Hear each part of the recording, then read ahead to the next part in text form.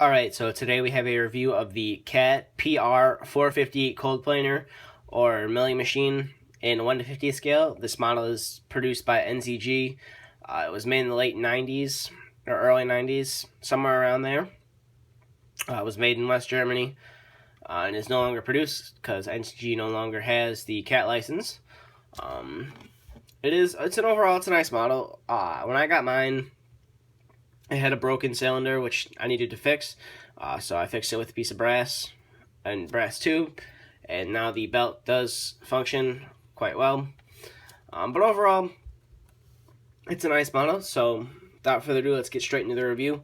So we're going to start off with the side of the machine. So for those of you that don't really know much about this machine, this is the front. So you would drive it going this way. And out the back, you would have to have a dump truck backing up to the conveyor for it to fill the dump truck, obviously. So this machine is a front. So one track is in the front, and it does turn and everything. We'll get to that later. But you do have some nice decals right here. As you can see, you got the nice Cat Pac-Man logo with the PR-450 decal right here. And then you do have the nice PR-450 decal that wraps around all the way to here. You have a nice Cat logo right here. Now the handrails on the model are metal, which are very nice. But as you can see here, there's no access steps to actually get up onto where the operator would operate the machine. This right here is your engine housing. There's obviously no engine, and there's not really much detail on these older NZG pieces. They're just kind of plain castings. But you do have, I do believe this would be your air intake. Just kind of resembles an air intake.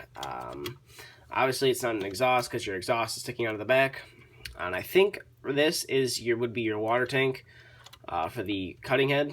You do have some nice bolt detail on top of here. I'm guessing these are some type of hydraulic reservoirs right here.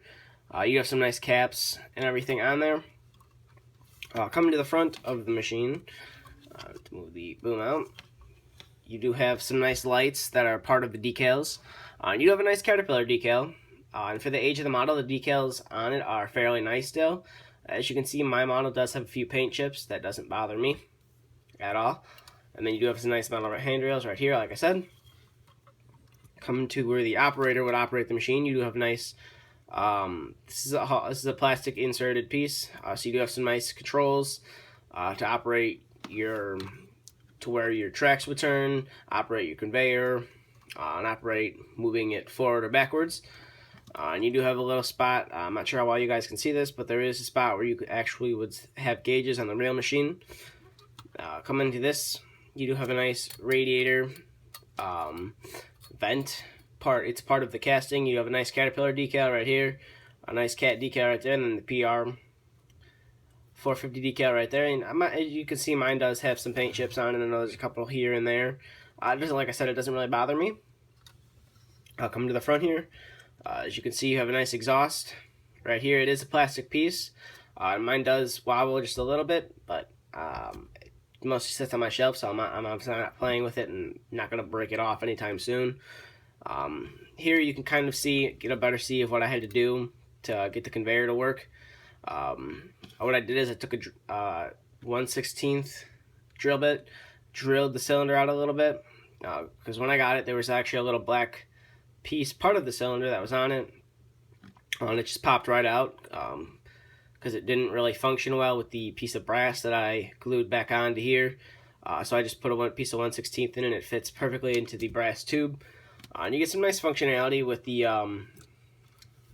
conveyor. It does hold the position quite well. And then you can see you have some.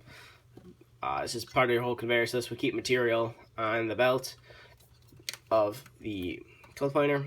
Coming to the front, your belt is rubber, and then this little piece right here is used to turn the belt. Obviously, with the age of this model, the belt can be a little finicky in being turned, but it does turn.